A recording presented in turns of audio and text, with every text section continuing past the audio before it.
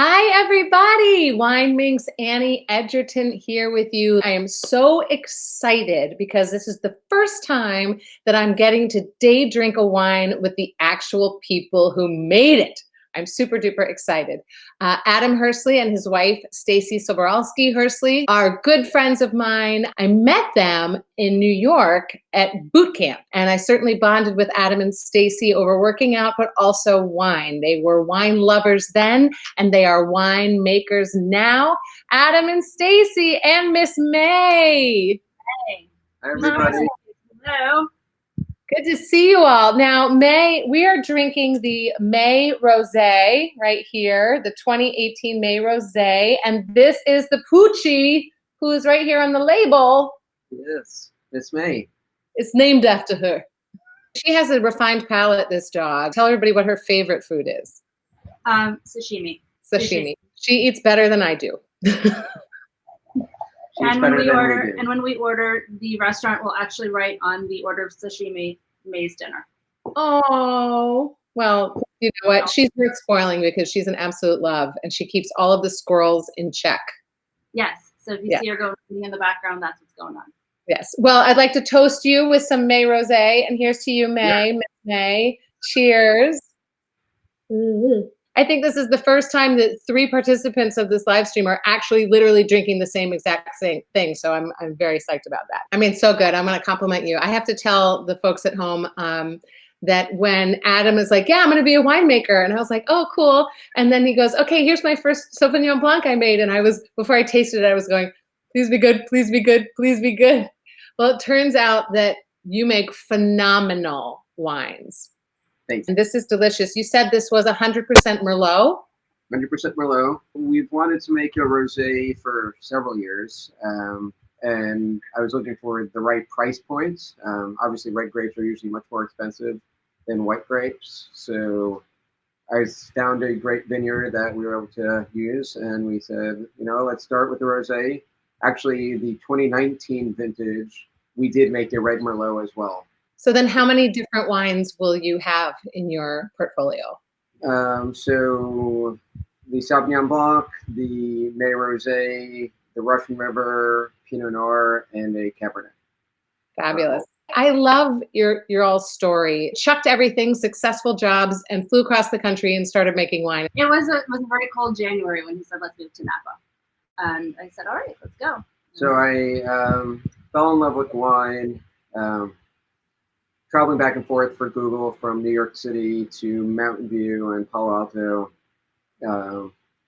Stacy would come out. We'd spend the weekend up in Napa or Sonoma. Just grew to love wine. Met a ton of people here in the industry. Became inspired by a lot of them. 2012, we moved out here and we started the label. And voila. Working with Adam West and working at Phelps, you were exposed to kind of a variety of different wines that were made. I knew we wanted to do a Cab and a Pinot. Those were our 2 first that we did in 2012. Part of it was getting the right fruit, making sure we had good quality fruit and access to some fruit that maybe couldn't get normally. We added the white in 2013. Stacy wanted a white. It's also a lower price point that we could help introduce our wines to other people. And then from there, the rosé we always wanted to name after May, so that was next on the radar.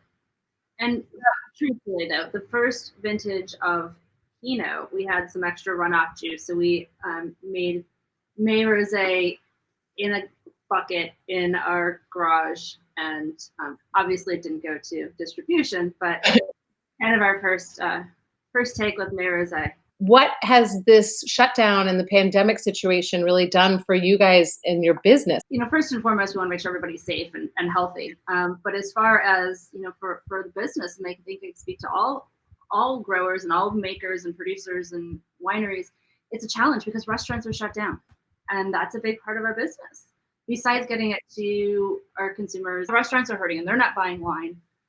So it's a challenge. Check out the website right now and snap some up. I usually talk about the wines and I realized that I didn't say anything because I felt a little intimidated probably to speak in front of the winemakers. It's got nice juicy fruit, but it's not overly sweet seeming or confected. Underripe strawberry, cherry, herby, earthiness, and minerality. In the world of rosé wines, what does Merlot bring to the table? You don't see that many Merlot rosés. Um, there are a few in the market, but it's usually a higher price grape, so you won't see as many people using it unless it's Saunier runoff juice that they use, that they're making a red Merlot with. But we wanted to make it something different, and we make it in a similar style to how our Sauvignon Blanc is made. We have half of it in stainless steel, and then we have half that ages in ultra neutral oak. So it gives it a little bit more full body. It's more of a food wine, I would say. I mean, it's certainly a patio pounder. Like, you sit out in the sun and you enjoy your rosé. But I think you can also, it pairs with a lot of food.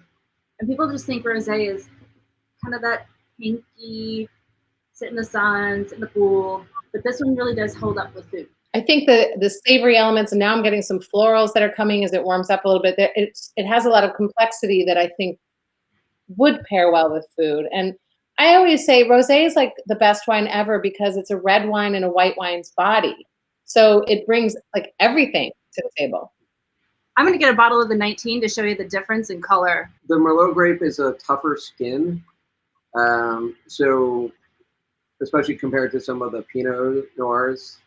And it goes directly into the press and it starts squeezing, and it takes a long time to actually squeeze out that juice. So there's no extra skin contact besides being in the press. Here's the 2019. So you can kind of see the difference in color. That's amazing. Do you have like hurdles that you find that you're still fighting to get your wines to the people that you think will enjoy them? People say, Hershey? Who are you guys? There's 8 million wines out there. Yeah. I think it's a challenge, especially for a lot of the mom and pops. All the small wineries have that challenge. On a restaurant list, somebody's going to say, "Oh yeah, I know Caymus. I know it's going to be good." Yes, and if they're going to spend that money on a wine that they've heard of before, rather than something new. Do you have some library wines on your website, like some older vintages? I have a 2014 Coombsville Cab. Yes. Which is tasting really, really beautiful. Awesome right now. Oh, good. Everything's tasting really good. I got to start popping it, and then I got to go to the website and pick up some more. Our Cabernets. So we started 2012 through 2014. Were Coombsville, which is the coldest AVA in Napa. Amazing fruit, but very distinct style. Whereas we then switched to about half a mile right behind our house to Lazar Vineyard. It's a small 2-acre property that we get the fruit from, and it's in Oak Knoll district of Napa. And amazing fruit. You're going to get some chocolate, some dark berries, and graphite, a little tobacco. Yeah. But still not. It's tannic, but it's not. It's not punching in the face. Yeah, it's not going to punch in the face. The 2015 is a lighter Cabernet because the growing season, the tannin structure is 16. Is a little bit bigger, but I mean, you take how the earth is, and we make the fruit, the wine as we're given. We don't add anything. We don't blend anything. It's 100% what the earth gives us is what he has to work with. It is 100% Cabernet. So that's also rare because you're allowed to put for people who don't know, you're allowed to put Cabernet Sauvignon on the label if it's not 100% Cabernet. So it's not illegal. It's actually allowable for people to blend in Petit Verdot, Merlot, whatever they feel like, and just not tell you. So I think the fact that Stacy and Adam make a 100% cab and really reflects the terroir of this vineyard and the vintage is primo. It's funny because sometimes I get excited in talking that I actually drink more as I'm going along. And then, so tell me about the philosophy. I want to thank Adam and Stacy so much for not only sharing their lovely selves with us today, but this gorgeous May rosé. This wine it really demands your attention. And it's like, hey, I'm special. So thank you for taking the care that you do in the winery and out. And I wish you an incredible success with all of the wines for the future. And I can't wait to taste them all. And I hope you and your family and everybody stays safe and well. And that goes for everybody watching. So cheers. Yes, and thank you. You've always been such a great champion to us, and you've always been such a great supporter, and we appreciate you. It's bad luck to cheers with an empty glass, so I'm gonna do a quick refill. Oh, do it. Yeah, I'll top off too. You know what? Listen though, I honestly wouldn't be such a supporter if I didn't think that your wines were this incredible. Like friendship support only goes so far, and it's really something I can get behind. So I'm so thrilled that you might have gotten a few new fans here today. And if not, anybody who comes over to my house, we'll pop some HERSLY wines. Stay safe and well, and we'll get through this. And thank God, until then, there's wine. Bye.